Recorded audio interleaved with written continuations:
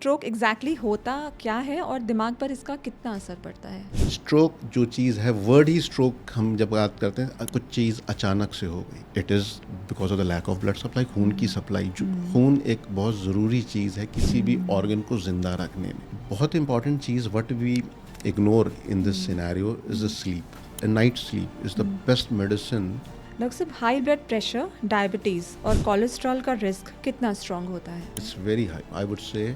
Smoking, then diabetes, जो खून की नालियाँ होती हैं जो ब्रेन को सप्लाई कर रही होती हैं, are in diabetic patients, are in the smokers. Occasional alcohol या रेड वाइन हार्ट के लिए हेल्दी होता है, क्या ये स्ट्रोक के रिस्क के साथ कॉन्ट्राडिक्टरी नहीं है? I would like to close this thing with the statement that alcohol abuse, that you are taking an alcohol in excess amount, is going to damage your health. Golden hour का concept कितना critical है, हर minute कैसे matter करता है उसमें? Brain as an organ is electrical circuit, and the brain के जो cells होते हैं ना, वो बहुत ज़्यादा sensitive होते हैं, उनको वो ज़्यादा ऑक्सीजन डिप्राइव नहीं रह सकते। डॉक्टर साहब, फिजियोथेरेपी और स्पीच थेरेपी का कितना इम्पोर्टेंस है इसमें? न्यूरॉन्स जो ब्रेन के सेल्स होते हैं, ये वंस इन लाइफ टाइम मिलते हैं, इसके बाद एक बार डैमेज हो गए तो नहीं मिलते।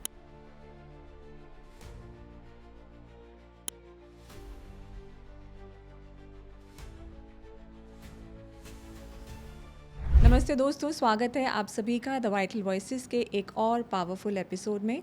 मैं हूं शिखा सुराना और आज हम बात करेंगे एक ऐसी हेल्थ इमरजेंसी के बारे में जो आपकी ज़िंदगी को हर सेकंड में चेंज कर सकता है, and that is brain stroke. इस इंपॉर्टेंट डिस्कशन के लिए आज हमारे साथ हैं डॉक्टर तारिक मतीन, जो एक सीनियर न्यूरो इंटरवेंशनिस्ट हैं, जो वास्कुलर प्रोसीजर्स के एक्सपर्ट भी हैं। Please welcome doctor Tariq Mateen to vital voices. Thank you, Shikha. Yeah. Thank you, Yeah. all of you, for having me here. It's a very prestigious platform. First, I want to correct. Yeah. There is nothing like brain stroke. Stroke means brain. Okay. So, this is one of the एक misconception है in the society that when we talk about stroke can happen anywhere else in the body. Stroke can happen also, only in the brain. All right. This is the one of the thing. And the speciality जो जिसने आपने मुझे introduce कराया, neuro intervention, it's a very less understood speciality. Even the medical professionals, जो medical field के professionals हैं, उनको भी हमें समझाना पड़ता है हम क्या करते हैं, why we are here, why we are important to as a part of the team, the neuroscience team. So very simply explained, we are like a plumber to the brain. हम plumbing का job करते हैं brain की arteries और veins के अंदर, जो खून ले जाती हैं और खून लेके आती हैं, उनके अंदर अगर ब्लॉक हो जाए या उनके अंदर लीकेज हो जाए तो हम इस चीज़ का इलाज करते हैं। तो we are plumbers to brain. So there are many people who are now attracted to this speciality, and it's growing hugely, immensely, and impacting the outcome, the clinical outcome of the patients. And it's one of the speciality जो आजकल in very high demand. The people from various backgrounds, neurology, neurosurgery, radiology. I'm a radiologist by background, so I never thought I would go into that territory while I was training in radiology, but the destiny was itself, and that at that time it was not that. So neurointervention is one of the speciality which is a very upcoming field. It's a revolution in happening. Okay, great. So doctor साहब, पहले हम समझते हैं stroke exactly होता क्या है और दिमाग पर इसका कितना असर पड़ता है? स्ट्रोक, फिर दोबारा मैं दोहरा रहा हूँ, दिमाग में ही होता है. दिमाग So में? again to correct yourself, Okay. दिमाग में ही होता है. Alright.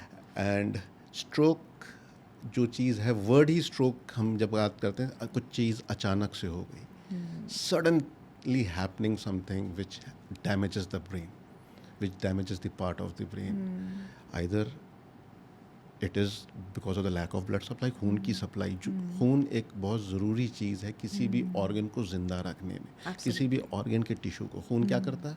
ऑक्सीजन ले जाता है। जो ऑक्सीजन हम ब्रीद इन करते हैं वो खून उन टिश्यूज़ को ले जाता है, उनको ईंधन की तरह काम करते हैं, combustion, so that cells are alive. And when that oxygen supply is cut off, then that tissue dies. So if it happens in the brain, either because block है या leakage है, then it is a stroke which is in evolution, which is happening. Stroke is happening. Okay. Dr. Saab, what is ischemic and hemorrhagic stroke? Like, what is the difference between the two? So that is the continuation of the discussion what we were having. Common भाषा में लोग कहते हैं ना, फालिज का attack आ गया, paralysis हो गया मेरे हमारे घर में एक मरीज़ को पैरालिसिस हो गया है, ये इस्केमिक स्ट्रोक, फालिज, लकवा, इस तरह के कॉमन शब्दों में या कॉमन वोकैब में जाना जाता है। दूसरा एक आपने बहुत कॉमनली सुना होगा कि हमारे मरीज़ एडमिटेड हैं, ब्रेन हेमरेज हो गया, ये हेमरेजिक स्ट्रोक। तो बहुत सिंपल से समझने की चीज़ है, जो नाली खून ले जा रही है वो ब्लॉक हो गई तो वो इस्केमिक स्ट्रोक क्रिएट करती है, वो फट गई या लीक कर गई तो वो हेमरेजिक स्ट्रोक क्रिएट करती है। सो 85, एक और मैं क्वेश्चन आपको जवाब देना चाहूँगा इसी से related. 85% of the stroke are ischemic, 15% are hemorrhagic. So ischemic stroke carries a bigger burden in the society, जो लकवा फालिज का हम कहते हैं। ओके डॉक्टर साहब, लोग अक्सर स्ट्रोक को हार्ट अटैक के साथ कंफ्यूज कर देते हैं, दोनों में असली फ़र्क क्या है? ये तो इस प्रोग्राम की शुरुआत में ही हमने जब स्ट्रोक को ब्रेन के साथ आइडेंटिफाई करने की कोशिश की, तभी हमें समझ में आ गया कि भाई सोसाइटी में कन्फ्यूजन है। सोसाइटी में कन्फ्यूजन है, इतना कन्फ्यूजन है कि स्ट्रोक को हम ब्रेन के साथ अटैच करने की कोशिश कर रहे हैं, when the word itself is explanatory. Stroke, brain एक अलग ऑर्गन है, हार्ट एक अलग ऑर्गन है। So you have to understand कि हार्ट जो है वो पंप है, बंडल ऑफ मसल है जो पंप करता है, खून पूरे शरीर में फैलाता है, which is a very essential part. Brain is a very complex organ, it works on electrical circuits, जहाँ इलेक्ट्रिसिटी जनरेट होती है, and there are certain chemicals around it which makes the what we are. So इस चीज़ को समझना, I think ये हमारी कमी रही as a neuroscience society की, हम इस चीज़ को पब्लिक डोमेन में नहीं ले जा पाए कि भाई हम जिस स्ट्रोक की बात कर रहे हैं, it is one of the important thing, the awareness हम नहीं फैला पाए। तो exactly, I think as you said, ये एक बहुत बड़ी कन्फ्यूजन आज क्लियर हो गई है कि ये exactly stroke, it's not brain stroke, it's a stroke. So I think लोगों के काफ़ी क्वेश्चंस होंगे इन चीज़ों को लेके, आई एम श्योर। मैं तो इसमें कहूँगा कि कहीं आधे से ज़्यादा लोग इसके बाद भी ये कहेंगे कि मुझे दिल से समझ में आ गया आप क्या कह रहे हैं। Okay, so let's come to the next question. Stroke का सबसे कॉमन रिस्क फैक्टर इंडिया में कौन सा है? देखिए, स्ट्रोक की जब हम बात करते हैं तो ये एक कार्डियोवैस्कुलर, फिर अगेन वर्ड आ रहा है कार्डियक, लेकिन because there is a burden of cardiac disease, तो जो वैस्कुलर डिजीज़, कार्डियोवैस्कुलर डिजीज़ को हम आइडेंटिफाई करते हैं, उनमें जो रिस्क फैक्टर्स होते हैं ना, ऑलमोस्ट सिमिलर से रिस्क फैक्टर कहीं भी आर्टरी की ब्लॉकेज होकर उनकी खून की सप्लाई, लार्जली रिस्क फैक्टर्स वही रहते हैं, जिसमें age, there are, it divides into two, modifiable and non modifiable. Modifiable मतलब आप जिनको मॉडिफाई कर सकते हैं, उनको नियंत्रित कर सकते हैं ताकि आपके ऊपर असर कम पड़े, जिसको आप प्रिवेंट कर सकते हैं, जैसे blood pressure, diabetes, the inactivity, physical inactivity, lack of sleep, smoking, ये सब चीज़ें हैं जो मॉडिफाइबल है। But there are certain things जो नॉन मॉडिफाइबल है, like your age, you can't reverse your age. Gender, yes you can, but not to that extent. That's a natural thing, yeah. Yes, genetics. At this juncture I would say no, you can't alter your genes, but down the line probably हो सकता है, जिस तरह genetic engineering चल रही वी में, but at this juncture we say it is a non modifiable risk factor. Right. Doctor साहब, क्या सिर्फ एल्डरली लोगों को होता है स्ट्रोक, या यंग एडल्ट्स भी इक्वली रिस्क में हैं इसके? जैसे अभी हमने डिस्कस किया इससे प्रीवियस क्वेश्चन की age is a risk factor, तो always there has been a notion in the society कि भाई ये स्ट्रोक तो डिजीज़ जो है ना, ये एल्डरलीज की है, ये स्ट्रोक एल्डरलीज की डिजीज़ है, but it's not. Now we have seen कि incidences of stroke increasing in young, probably पहले शायद डिटेक्ट नहीं कर पाते थे, या ये एक्सेप्टेंस नहीं था कि यंग में स्ट्रोक हो सकता है। I will just share my experience when, because we live in Gurgaon, we work in Gurgaon, and Gurgaon is one of the hub of young dynamic people, the IT sector, which is working 24/7 to make things happen and make this country vibrant. जो IT revolution है ना, वो गुड़गांव जैसे शहर, गुड़गांव, बैंगलोर, इस तरह के शहरों में आया, और लाइफस्टाइल चेंजेस काफ़ी आया।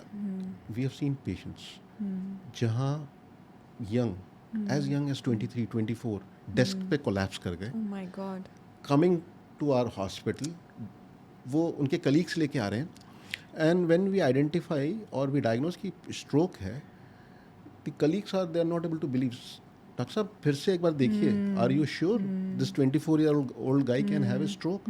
We say no, it is a stroke, and they are in completely disbelief, and then they are not able to take decisions, क्योंकि फैमिली जो पेरेंट्स हैं वो समवेयर एल्स हैं.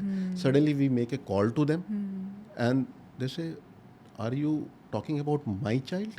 Then we say yes, we are talking about, this is the name and this is the number which has been given to us, and we are talking to about it. How can he have a stroke or I she cannot have a believe stroke? actually.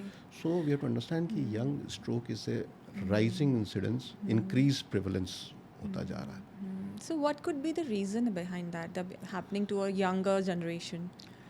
So हम जब भी stroke की बात करते हैं, stroke के reasons हम 4 चीज़ों में डिफरेंशिएट करते हैं स्ट्रोक के कॉजेज़ को. या तो पंप में ख़राबी है, या जो पंप से ट्यूबें निकल रही हैं जो खून लेके जा रही हैं दिमाग के अंदर, उनमें कोई ख़राबी आ गई, या तीसरी चीज़ जो हम कहते हैं कि खून वो गाढ़ा होना शुरू हो गया, वो हाइपर कोगुलेबल होना शुरू हो गया. चौथी चीज़ जो होती है वो हम जैसे इन तीनों कारण नहीं मिल पाते तो हम उससे क्रिप्टोजेनिक स्ट्रोक कहते हैं, जिसका कारण हमें नहीं पता. तो ये जो सबसेट है क्रिप्टोजेनिक का, जैसे जैसे हमारे पास डायग्नोसिस के चीज़ें बढ़ती जा रही हैं तो हम इनको कैरेक्टराइज कर पा रहे हैं कि हाँ ये स्ट्रोक हार्ट की वजह से है, ये स्ट्रोक ट्यूबों की ख़राबी की वजह से है, ये खून के गाढ़ा होने की वजह से. हमारी डायग्नोस्टिक कैपेबिलिटी बढ़ती जा रही है, तो क्रिप्टोजेनिक स्ट्रोक का जो परसेंटेज है वो कम होते जा रहा है. So we have to understand कि दीज आर दी एलिमेंट्स. इनमें कहीं भी ख़राबी हो, इनमें कहीं भी चीज़ हो, हार्ट का पंप ख़राब हो, या रिदम ख़राब हो, या ट्यूबों में कहीं डिपॉजिट्स बन रहा हो, या कोगुलेबिलिटी बढ़ रही हो. यंग पेशेंट्स में हमने ज़्यादातर केसेस में कार्डियोजेनिक स्ट्रोक बहुत कॉमन कॉज है. Second thing is hypercoagulability of blood, which lifestyle changes, the smoking I would say, and lack of sleep, these are the two very important risk factors जो contribute कर रहे हैं आज की generation में stroke होने के लिए. Okay. So Dr. Sab, next question here is stress, late night corporate lifestyle, क्या एक directly stroke trigger करते हैं? As you already said that, answered that question. So Dr. Sab, I would like to know here, they say stress is always a problem for, I think, any of the generations, any of the, the age. Stress has nothing to do with the age. Because आज एक छोटे बच्चे को भी stress है, अगर उससे पूछेंगे. तो what I mean to say is, अगर stress कम है, limited है, but अगर आपकी और चीज़ें जैसे lifestyle की आपने बात कही, तो lifestyle अगर गड़बड़ है, कहीं आप उल्टा सीधा खा रहे हैं या whatever you are doing, तो स्ट्रेस इसमें कितना और ऐड ऑन करता है इसी चीज़ को कि ये एक एक लिमिट तक जाने के बाद काफ़ी एकदम अटैक करता है. स्ट्रेस एक ऐसा अनडिफाइनेबल वर्ड है, उसकी कोई बाउंड्रीज नहीं है. There is no presence of stress. When we say I am having very stressful day today, so there is no parameter or magnitude identify a situation which is very stressful to me, you can handle it very easily. So it depends upon individual, how the individual is going to take. एक अलग अलग personality पे dependent चीज़ है, तो it's a very highly variable. Having said that, बड़े easily हम कहते हैं stress मत लो, but is it that That's simple? not possible. Is it that simple? No. कौन चाह के लेता है ना stress? I don't think so. मैं आपको बोलूँ कि नहीं, मैंने आपको कोई बैड न्यूज़ दी या आपको I've told नहीं your financial health is not going good, and I say don't take stress. I don't Obviously, think how is this that is what we are possible? talking. Yes, it depends upon individual thing, and how the individual is having the mindset and backup things. एक बहुत important cheese what we ignore in this scenario is the sleep. The body heals in the sleep. Sleep is the best medicine. Best healer actually, yeah. A sleep and a night sleep is the best medicine or a best reparative mechanism एक individual as a I think the God has given to us is a sleep where the body tries to repair whatever we हम दिन भर जो abuse करते हैं ना body के साथ, उस sleep में उसको recover करने की कोशिश करती है. So having a 7 to 8 hours sleep, sound sleep, again very subjective. having मतलब मैं बोलूँगा कि it is very easily said but sometimes very difficult to achieve because there are sleep disturbance problems. There is a very subset of patients जो ना बिल्कुल ही sleep disturbance के साथ sleep abnormality के साथ आते हैं. It's altogether a different tangent to make things Right. understand. Right. But sleep is one thing where if you are able to have that sleep nicely, probably the repetitive mechanisms becomes well, and the degeneration is bound to happen to the body. When we are born, we are destined to die. Right. We can't live. Right, right. The body is going to degrade, Right. but the sleep slightly slows down that degradation process. जो हम abuse करते हैं, जो चीज़ों को हम ये करते हैं, उसको नेगेट करने की कोशिश करते हैं. ऑलराइट. डॉक्टर साहब, हाई ब्लड प्रेशर, डायबिटीज़ और कोलेस्ट्रॉल का रिस्क कितना स्ट्रॉन्ग होता है? Very high. Very high. It's very high. I would say, I would rather keep it like that: diabetes, cholesterol, and hypertension. In that order, we have, and the smoking. I will put the smoking up. Smoking, then diabetes, then high blood pressure, and the cholesterol, or the cholesterol upper, then the Okay. high blood pressure. These are the things where we see, because we deal with the blood vessels. The worst vessels, जो खून की नालियाँ होती हैं जो brain को supply कर रही होती हैं, are in diabetic patients, are in the smokers. These are the two subset of patients. ये दो तरह के लोग होते हैं जो हैवी स्मोकिंग कर रहे होते हैं और या अनकंट्रोल्ड डायबिटीज़ से ग्रस्त होते हैं, जिन्होंने अपनी डायबिटीज़ मेडिकेशंस को नेगलेक्ट किया होता है या डायबिटीज़ के management. They have got very worse vessel quality. Right. Doctor साहब, वुमेंस के लिए क्या स्पेशल रिस्क हैं, and for example like pregnancy, birth control pills या menopause? So that was a very common notion that till the woman is menstruating, till the menstrual cycle is going on, it was giving us some protection against this cardiovascular disease happening because of those hormonal changes which is happening. But again, now we come to a lifestyle, but that doesn't mean that कि अगर आपकी lifestyle, a 25-year-old lady and a 25-year-old man, if both are having same lifestyle, late nights, heavy smoking, I won't say कि she's anyhow better than that 25-year-old man. Almost similar risk factors involved in that. Yes, after the menopause आता है तो ये cardiovascular risk increase कर जाते हैं. Then regarding this very important question what you have told कि the raised जो आपने किया, oral contraceptive pills, the hormonal pills, these are the pills which increase the coagulability of blood. सब में करेंगे नहीं. It doesn't mean that I am saying कि नहीं ये OCPs नहीं खाने या हार्मोनल रिप्लेसमेंट थेरेपीज नहीं करनी, बट हर मेडिकेशन का एक रिस्क इन्वॉल्व होता है, एक साइड इफेक्ट्स होते हैं, तो we have to be aware about that because we have seen venous stroke happening in these patients. Venous stroke, Okay. post pregnancy venous strokes happening in these patients. The veins getting blocked and the brain getting stroke because not of the artery getting blocked, जो खून ले जा रही है, जैसे हमें पता है right. कि वेन खून को वापस लेके आती है again to get oxygenated inside the heart and subsequently to the lungs, and then it goes again back to the organ which is where it is intended to supply oxygen. Right. So अगर वो when का ही रास्ता block हो जाए तो it creates a stroke like symptom which is sometimes can be very dramatic like an arterial stroke, but it is almost as severe as an arterial stroke happening. Okay, so that's a dangerous one. So doctor साहब, smoking और process food habits stroke को कैसे accelerate करते हैं? Smoking is one thing which doesn't help in any way. Any way. Smoking is one thing which एक ऐसी चीज़ है जो हर चीज़ में नेगेटिव इफेक्ट्स है, हेल्थ से रिलेटेड हर चीज़ में. बट एक नोशन चला आ रहा ना कि if I have got a cigarette in my hand तो मैं इस तरह से परसीव किया जाऊंगा. That perception has killed us. That perception has killed us and that has led to so many of medical issues associated with us. And the processed food we are talking about, I was just discussing, मैं जब सोचता हूँ ना कि हमें खाने में क्या क्या अवॉइड करना चाहिए, yes the process food as much as canned food, जो फूड कैंड या पैक्ड होते हैं ना, they have got so many of adulterants, preservatives which we don't know they कितना हार्म वो क्रिएट कर रहे हैं. So try to, we can't completely इस चीज़ को हम ओवरकम कर सकते हैं, but we try to be as natural intake food में, जितना नेचुरल हम इनटेक कर सकते हैं, whatever is possible we should be trying to do that. Right.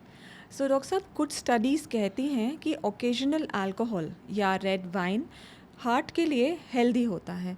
क्या ये स्ट्रोक के रिस्क के साथ कॉन्ट्राडिक्टरी नहीं है? अल्कोहल अब्यूज़ जो है, so then again the word abuse, it's a very relative एक टर्म हो जाता है, but alcohol abuse is never a good thing any for anything. अब क्वेश्चन उठता है रेड वाइन, तो the goalposts have been changing. If you look at the goalposts, yes, there was many things ki red wine up to a certain quantity is going to help your heart to function well, your vascular system to have a lesser ye things, which have been negated by some studies, then have been kuch ne usko ye kiya. So we would not like to go into that controversy. Right. I would like to close this thing with the statement that alcohol abuse, that you are taking an alcohol in excess amount is going to damage your health, and all the cause of stroke. Right. Doctor साहब, India में night life culture और binge drinking बहुत बढ़ गया है. क्या आपको लगता है कि ये एक साइलेंट एपिडेमिक क्रिएट हो रहा है? As you see, like Diwali अभी आ रही है, एंड दिवाली के बाद, like during Diwali, people are going to drink a lot. Why? Because those ताश पार्टीज़, दिवाली पार्टीज़, सब कुछ होगा, एंड उसके बाद लोग बीमार भी होंगे, आई एम श्योर, क्योंकि इतना फ्राइड और drinks, everything will happen.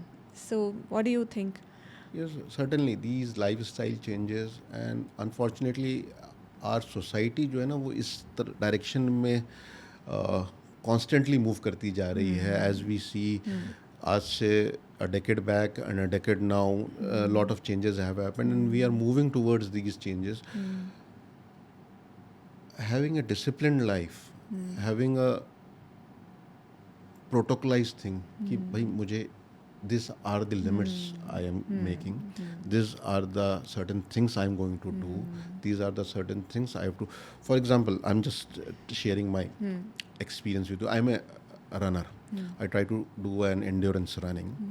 So if I know I have to do my training early in the morning, I have to go for a run, I have to sleep early. Absolutely. So that inculcates a positive thing in my life, because I'm pursuing something which is, I'm passionate about one thing where you need to be disciplined, otherwise you can't pursue that. So in that respect, मुझे ऐसा लगता है कि एक कोई positive सी habit को inculcate कीजिए जो आपके अंदर डिसिप्लिन, उसके लिए पैशनेट हो जाइए, and that will is going to inculcate discipline. Discipline is the key actually. Okay doctor साहब, स्ट्रोक के अर्लीस्ट वार्निंग साइंस क्या हैं जो आम आदमी इजीली नहीं पहचान सकते? A very good question, Shiga. So, because our primary जो हम डील करते हैं, वो स्ट्रोक अंडर इवोल्यूशन को करते हैं, इवॉल्व कर रहा है स्ट्रोक, और इवॉल्व करने के लिए हमें स्ट्रोक को होते हुए पहचानना होता है, तभी हम उसको रिवर्स कर सकते हैं. इस चीज़ का हमें जो गाइडलाइन वाइज पता तो पहले से था, बट गाइडलाइन वाइज 2015 में इस्टेब्लिश हुआ, स्ट्रोक एसोसिएशन ने इस्टेब्लिश किया कि अगर आपने एक बड़े स्ट्रोक को इवॉल्व होते हुए कुछ सर्टेन पीरियड ऑफ टाइम से पहले पकड़ लिया, तो यू कैन ब्रिंग बैक और रिवर्स द स्ट्रोक हैपनिंग. सो इसके लिए की क्या हो गया, इतनी अवेयरनेस सोसाइटी के अंदर होनी चाहिए कि वो स्ट्रोक अंडर इवोल्यूशन को पिक कर पाए. So the best way of कैसे प्रोपोगेट करते हैं, there is a acronym which is known as by the fast और बी फास्ट, और हिंदी में बचाव बोलते हैं, जिसमें एक बहुत ही सिंपल सी चीज़ है कि बाजू का में वीकनेस आना, बा से, या एफ से फेस का टेढ़ा होना, ए से आर्म में वीकनेस आना, या स्पीच में गड़बड़ होना, ये इस तरह की आपने कोई भी सडन चीज़ देखी तो आप probably 60% of time you are able to identify which happen suddenly, identify stroke. अगर आपने स्ट्रोक आइडेंटिफाई कर लिया तो the next thing you have to understand कि दिस पेशेंट, जो भी आप सामने पेशेंट देख रहे हैं, he needs urgent medical care, urgent medical care in a comprehensive stroke center. Now, unfortunately, in our society, we don't have a that amount of, जो हमारे सोसाइटी का स्ट्रोक बर्डन है ना, उतने हमारे पास कॉम्प्रिहेंसिव स्ट्रोक सेंटर ही नहीं है, मतलब इनफैक्ट प्राइमरी स्ट्रोक सेंटर्स नहीं है। सो वी आर, ऐसा नहीं कि we are evolving, the things are moving in positive direction. जो आज से कुछ साल पहले नहीं था वो आज है, और आने वाले सालों में और बेहतर होगा। We will have more stroke centres, more primary stroke centres, more comprehensive stroke centers, stroke ready centers, but the process has to start. So the first step is to, as you have asked this question, the identification of the stroke has to happen. Yeah. So doctor साहब, family members को first few minutes में क्या करना चाहिए और क्या avoid करना चाहिए? स्ट्रोक एक ऐसी चीज़ है, जैसे आपने पहला क्वेश्चन पूछा था, इस्केमिक और hemorrhagic. Right. So stroke can be ischemic, can be hemorrhagic, और ये बिल्कुल डाइवर्जेंट होते हैं। The treatment lines of these two stroke, अगर हमने इस्केमिक बोला तो एक अलग ट्रीटमेंट, और अगर हमने हेमरेजिक बोला तो एक अलग ट्रीटमेंट है। तो स्ट्रोक तो हमने आइडेंटिफाई कर लिया, लेकिन हम ये आइडेंटिफाई नहीं कर पाएंगे कि इस्केमिक और हेमरेजिक है। उसको बहुत आसान से समझने की चीज़ है। आपने, जैसे हमने पहले बताया ना कि इस्केमिक मतलब ब्लॉक हो गई, तो हमको क्या करना, खोलना है। तो कोई भी ऐसी चीज़ देनी है, ऐसी दवा देनी है जो खून पतला कर दे, बट ब्लड थिनर्स, एग्जैक्टली, और क्लॉट लाइटिंग ड्रग्स। बट अगर खून निकलने से स्ट्रोक हो गया, आपने ब्लड थिनर दे दिया, तो वो तो काउंटर प्रोडक्टिव हो जाएगा और बैठ जाएगा। Right. So we have to be very sure before embarking upon or before initiating our treatment कि ये है या ये है, either we have to go right or left, ischemic और hemorrhagic. So वो कैसे पता चलेगा? वो एक ही चीज़ से पता चलता है, plain CT scan. So अब अगर फैमिली को ऐसा दिख रहा है कि स्ट्रोक हैपनिंग हो रहा है, stroke, there are stroke mimics also, even if अगर ऐसा लग रहा है कि वो स्ट्रोक नहीं भी निकलता है, लेकिन it is worth while to take these patients to a centre which is at least a primary stroke centre which have at least a CT scan facility, क्योंकि उसी पे डिसाइड होगा कि ये हेमरेजिक है या इस्केमिक है। Right. And then the treatment can be initiated. Right, definitely. Doctor साहब, गोल्डन आवर को मिस करने पर पेशेंट का सर्वाइवल चांसेस कितने कम हो जाते हैं? एक स्टैटिस्टिक्स है। First we have to understand the word golden hour. आपने बड़ा इजीली बोला golden hour, but it's a very complicated term. What is golden hour? Golden hour is that period of time जहां अगर आपने टाइमली एक्ट कर दिया, golden means something you can earn gold, you can earn gold. Here the health is gold. Health is gold, where you can earn gold or you can save gold by doing certain things in certain as early as possible. So when the blood vessels stop, the oxygen goes off. The oxygen goes off, the cells or the end organ वो starve करना शुरू करते हैं। तो वो अब starve कर रहे हैं, भूख उनको ये हो रही है, उनको ऑक्सीजन नहीं मिल रहा है, and after certain period of time वो भूख से मर जाएंगे। So they are dead. So they are dead. So we have to intervene in between this time, जब वो starve कर रहे हैं लेकिन मरे नहीं, right, obviously. So we want them to be, भाई उनको खाना पहुंचा दो ताकि जिंदा रहे। सही बात। अगर वो मर गए तो फिर कब्र बन गई ना, वो फिर तो रिवाइव नहीं कर सकते। हाँ, फिर रिवाइव नहीं कर सकते। So the golden hour is we have to intervene at that period of time where we can make them alive again, the tissues or the cells alive again. Now एक बड़ा straight forward है, not to make things complicated. Acute stroke, acute stroke मतलब जो stroke हो रहा है, अगर हमने आइडेंटिफाई कर लिया, वी आर वेरी श्योर कि इस टाइम पे शुरू हुआ था, तो उसके विद इन 6 hours अगर कॉम्प्रिहेंसिव स्ट्रोक सेंटर में जाते हैं तो there are therapies where we can reverse it. और प्राइमरी स्ट्रोक सेंटर में जाते हैं तो up to 4.5 hours the things can be reverse by giving some drugs. There are some special situations where it can be extended up to 24 hours also. Okay. Okay, that's a good time actually. So doctor साहब, कुछ लोग कहते हैं कि घर पर massage या herbal remedies stroke के वक्त हेल्प करते हैं, क्या ये डेंजरस मिथ है? हमारे पास यंग स्ट्रोक्स का एक और कारण जो आते हैं वो मसाज करते हुए स्ट्रोक होना। Oh my God. द एक कॉमन से सिचुएशन होती है जहाँ मरीज मसाज ले रहा था ओह। या एक नाई के पास वो हेड मसाज। हाँ, head massage, exactly the word is head massage या गर्दन पे वो ये दे रहे सर्वाइकल थे, सर्वाइकल दे मसाज। रहे थे या। And patient developed stroke. Oh my God. This is one of the common thing. So rather I would say कि massage can be the cause of stroke. Oh my Now God. we go to the other aspect जो आप कह रहे हैं कि हर चीज़ ऐसी ज़िंदगी में ना ब्लैक एंड वाइट नहीं होती है, there are grey shades of grey also in it. So yes, helping अगर ये मसाज थेरेपीज और वट एवर यूज से आप ये आपके स्ट्रेस लेवल को कम करती है तो yes definitely it is going to be Help you. Beneficial. Yeah. But if they are going to damage your body as I tell कि ना वो गर्दन पे ऐसा किया कि आर्टरी ब्लॉक खराब हो हो गई। गई हाँ। तो it is going to give you stroke. That's a dangerous thing. Doctor साहब, जैसे हमने बात की गोल्डन आवर के बारे में, तो गोल्डन आवर का कॉन्सेप्ट कितना क्रिटिकल है, हर मिनट कैसे मैटर करता है उसमें? So brain as an organ is electrical circuit and the brain के जो सेल्स होते हैं ना वो बहुत ज़्यादा सेंसिटिव होते हैं, उनको वो ज़्यादा ऑक्सीजन डिप्राइव नहीं रह सकते. जितना और ब्रेन के कुछ एरियाज तो ऐसे होते हैं जिसे हम ग्रे मैटर्स कहते हैं जहाँ पे वो इतना मेटाबॉलिकली एक्टिव होते हैं कि उनको बहुत ऑक्सीजन चाहिए होता है अपने आप को एक्टिव रखने के लिए. The moment the oxygen level goes down they start dying very fastly as compare to कहीं भी और other organ of the body.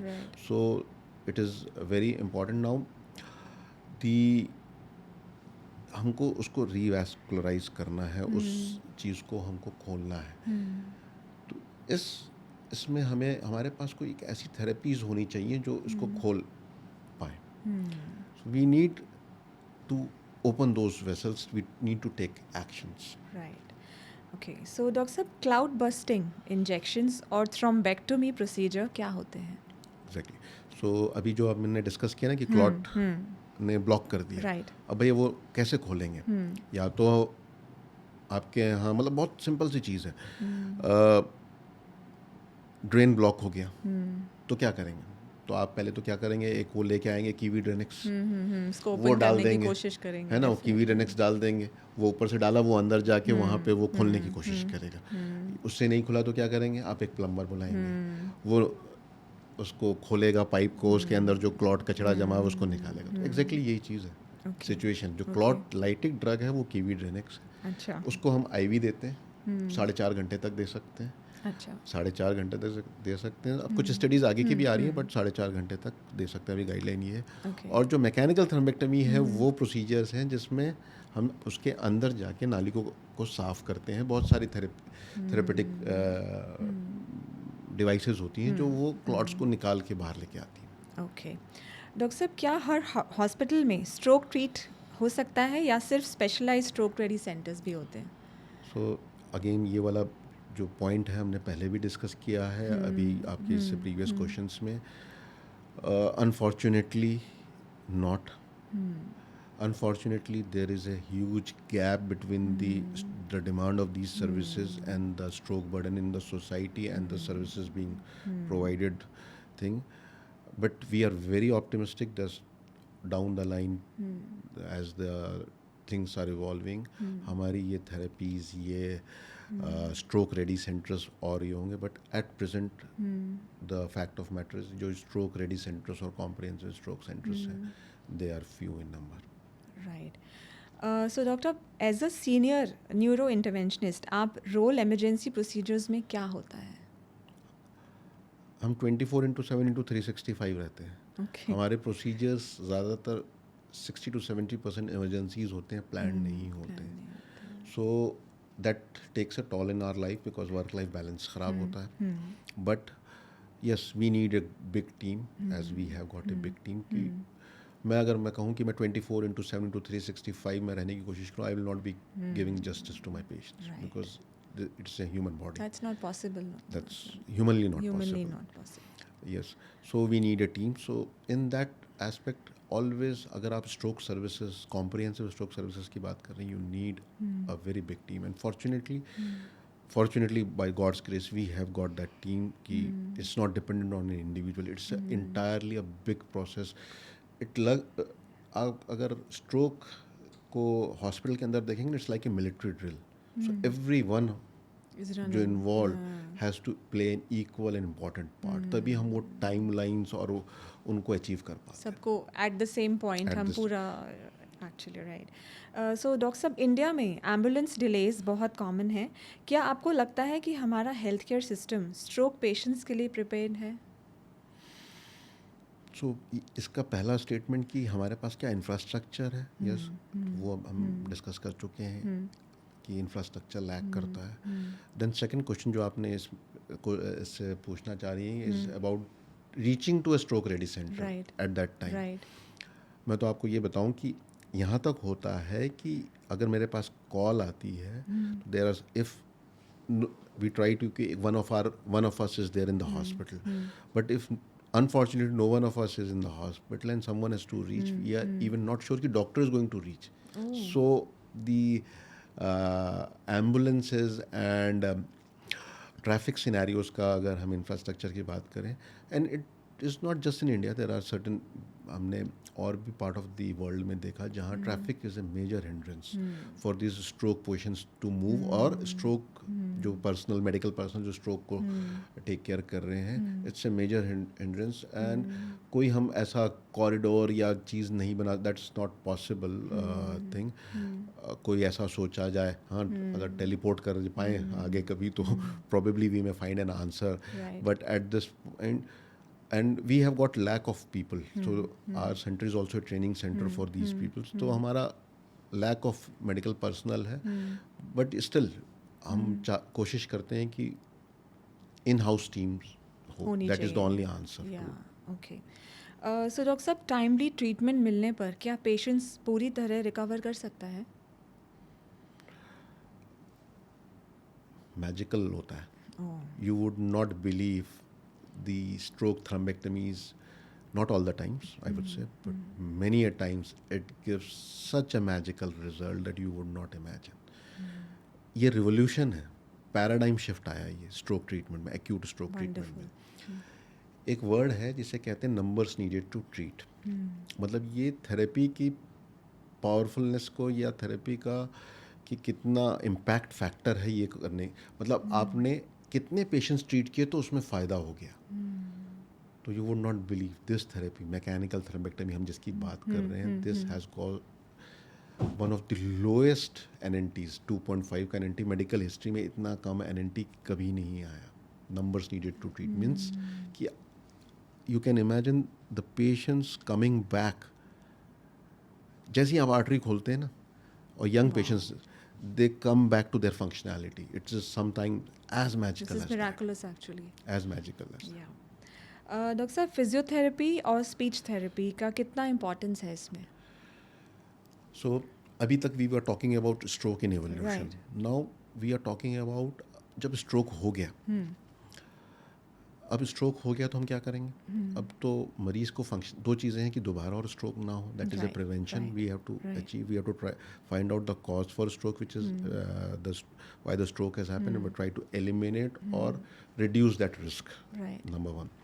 But अब जो स्ट्रोक से डिसेबिलिटी हो गई, वो कैसे वापस आएगी? इन दैट एंडेवर और in that discussion we have to understand कि न्यूरॉन्स जो ब्रेन के सेल्स होते हैं, ये वंस इन लाइफ टाइम मिलते हैं. इसके बाद एक बार डैमेज हो गए तो नहीं मिलते. बट ऊपर वाले ने अगर कुछ, नेचर ने अगर कुछ डिसएडवांटेज दिया तो कुछ एडवांटेज तो ज़रूर देगा ना, definitely. Because it has to compensate, Yes, और he yes, has to compensate, और yes. Other I would say. Yes. So what is the compensation? He has given a one thing which is known as neuroplasticity. What is neuroplasticity? The surrounding neurons try to learn the function of that dead neuron, कि उसके function को सीखें और take over कर जाए. तो ये सिखाएगा कौन? एक तो बॉडी अपने आप सिखाती है, बॉडी अपने आप सिखाती है and there are certain brains, जैसे इसीलिए हम देखते हैं यंग पेशेंट्स बहुत जल्दी रिकवर करते हैं strokes rather than old patient recovery. Then there are certain patients जो कि जिनके अंदर ब्रेन फ्रेलिटी कम होती है, वो जल्दी रिकवर करते हैं. Their word is a brain frailty. Then the role of this physiotherapy department comes, very important role. Rehab therapies, physiotherapy, very, they can work wonders if properly employed, properly used. अगर designated चीज़ों को, disability को हमको eliminate करने के लिए अगर हमने गुड रिहैब थेरेपीज का ये किया, तो they also work wonders. We have seen changes happening. Wow, that's wonderful.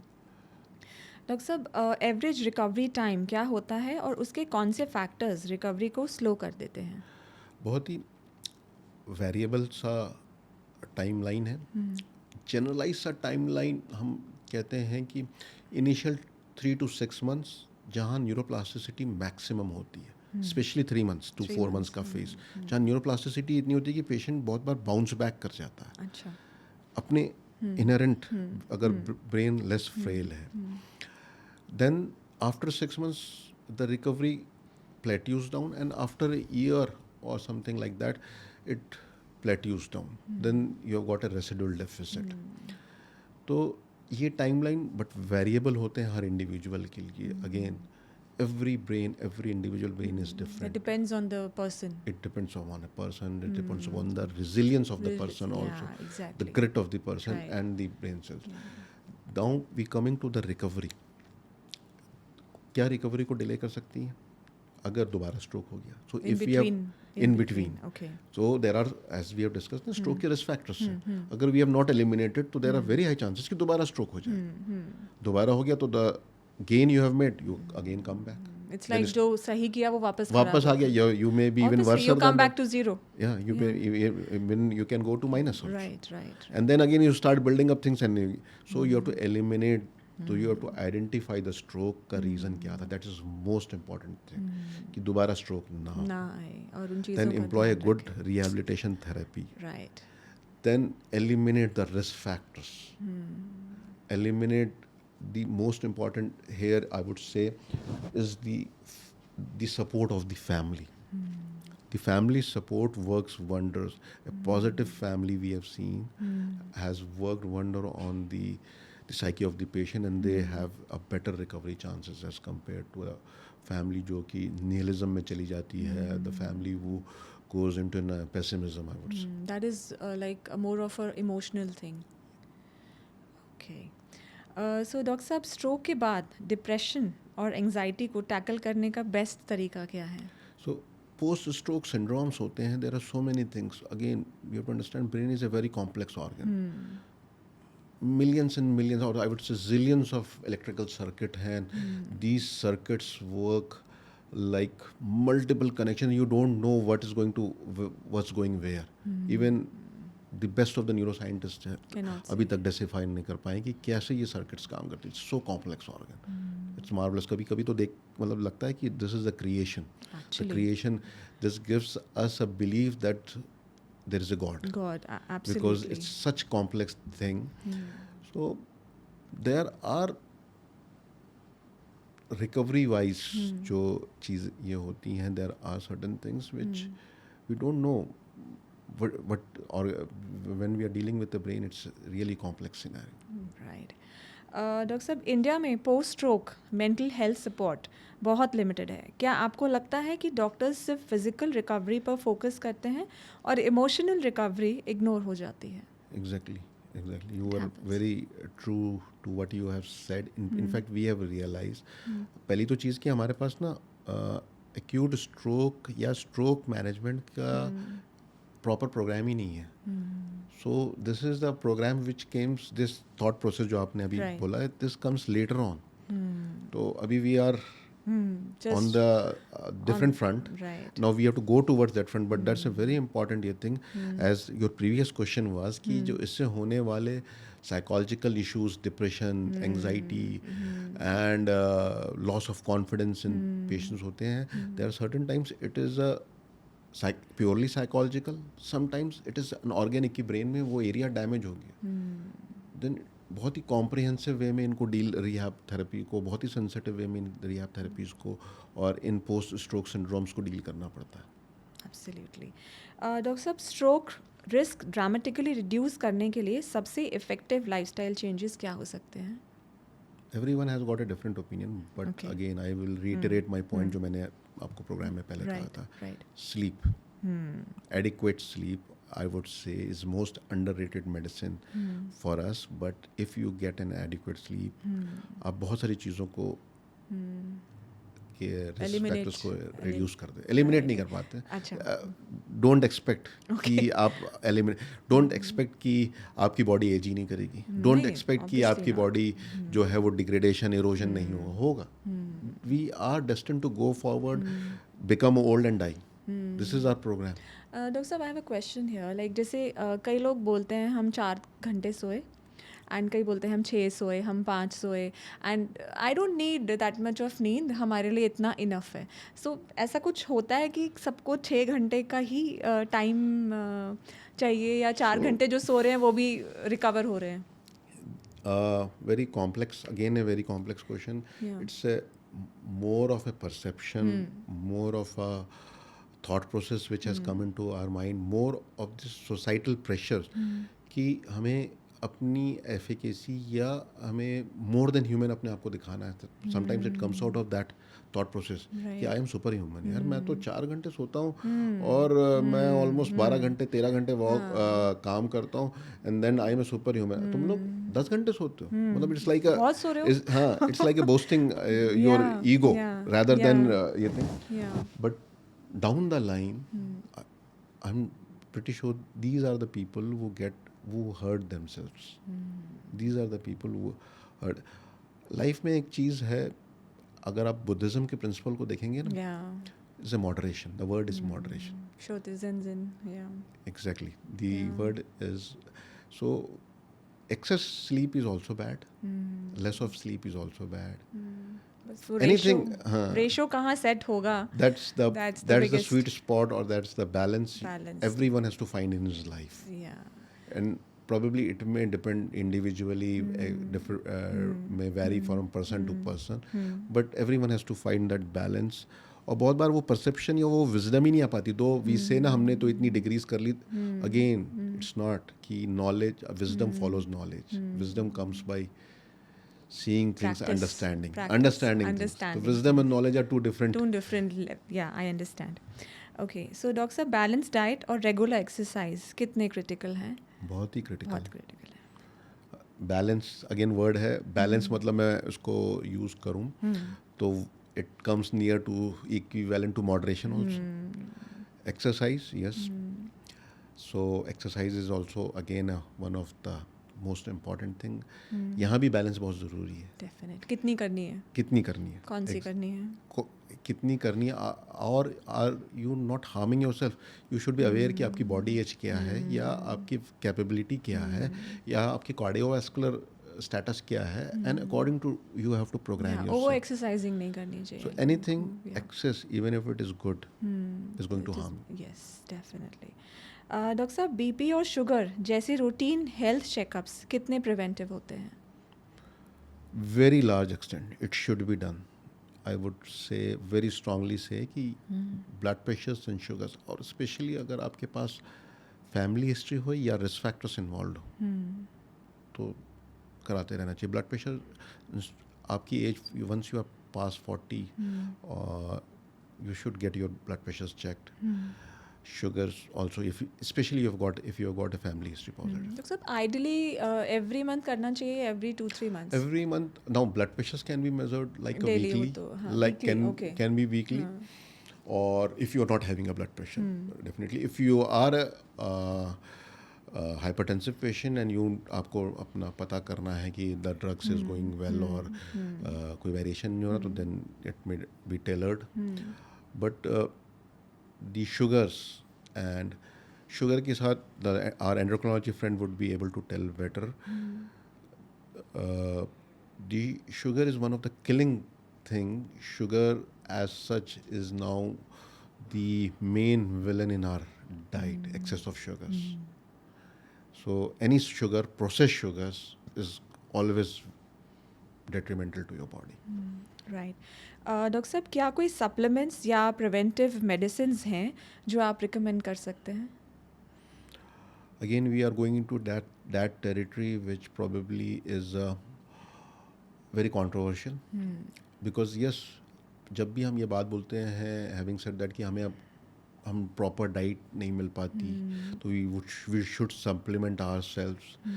Then अगर हम still we are able to ingest, मतलब खा भी रहे हैं हम डाइट, लेकिन वी डोंट नो कि उसके अंदर न्यूट्रिटिव वैल्यू क्या थी, we are not aware about, और या हम हार्म कर रहे हैं. For example, if we are eating fruits, तो is it laden with pesticides? हम पेस्टिसाइड्स खा रहे हैं क्या? हम केमिकल्स साथ में इंजेस्ट कर रहे हैं? They are acting as an and oxidizing agents in our body, harming our body, then we should be having an antioxidant.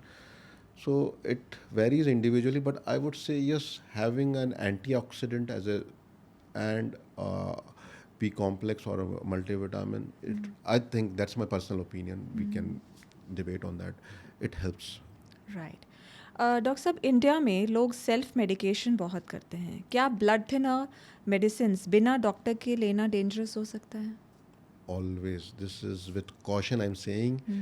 Blood thinners जो है, it is a double-edged sword. So you are trying to prevent the blood from clotting, you want the blood to be thinned, but the other aspect is hemorrhage. And brain में तो dictum है definitely. कि embolism मतलब रुकावट हो गई ना, तो is not going to kill. The hemorrhage is going to kill. Kill you, right. So the blood thinners have to be under discretion and medical advice. Right, And right. कितना dose है, कितनी blood thinners लेना है, कौन से blood thinners लेना है, all has to be, because all of them have got their specific roles. और prevention या disease केस में अलग अलग categories की blood thinners use होती हैं. डेफिनेटली। डॉक्टर साहब, लोग कहते हैं स्ट्रोक सिर्फ एक्सट्रीम स्ट्रेस में होता है, क्या ये मिथ है? नहीं, I would rather say stress contributes to a stroke rather than कि it is, I will debunk it as a like it is a myth. No, it's not that कि extreme stress में ही stroke होता है, but I would rather say the statement goes like that कि stroke जो है it contributes, the stress contributes to stroke. Okay. Doctor साहब, एक बार stroke होने के बाद क्या फ्यूचर स्ट्रोक्स का रिस्क हमेशा हाई रहता है? Obviously, if you have not eliminated, you've identified a stroke reason कि stroke हुआ क्यों हमें, और उसको eliminate करने में हम कामयाब नहीं हो पाए. So these are the two things. If you're not able to, there always a chance of stroke happening. Right. Doctor साहब, क्या स्ट्रोक हेरिडिटरी भी हो सकता है? बिल्कुल. There are certain situations where you have got an hereditary predisposition. Like there are certain situations जहाँ आपकी जो हाइपरकोगुलेबिलिटी, मतलब खून गाढ़ा होने के हेरिडिटरी कॉज होते हैं.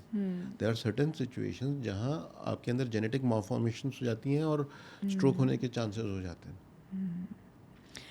डॉक्टर साहब, आजकल इन्फ्लुएंसर्स और सोशल मीडिया पर बहुत फैट डाइट्स प्रमोट होती हैं, कीटो, इंटरमिटेंट फास्टिंग, एक्सट्रीम डिटॉक्स, क्या ये स्ट्रोक का रिस्क इंक्रीज कर सकते हैं? So, for example, in keto, so I've seen one of my friend, he started this keto journey, and I was surprised कि कैसे हम सिर्फ एक यूनिलैटरल थिंकिंग में चल के ये सोचें कि we are achieving a thing.